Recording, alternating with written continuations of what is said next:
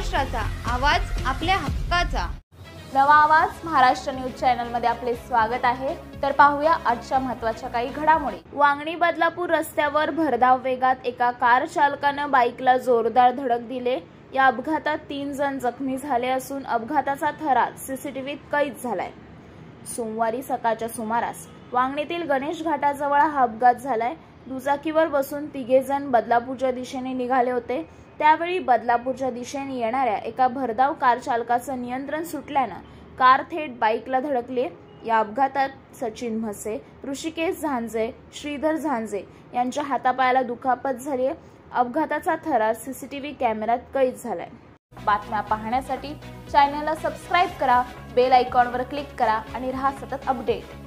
तुमच्या परिसरातील काही घडामोडी किंवा समस्या असतील तर आमच्या वृत्तवाहिनीला संपर्क करा आणि तसेच सतत अपडेट राहण्यासाठी आमच्या वृत्तवाहिनीला सबस्क्राइब करा आणि बेल आयकॉन दाबायला विसरू नका।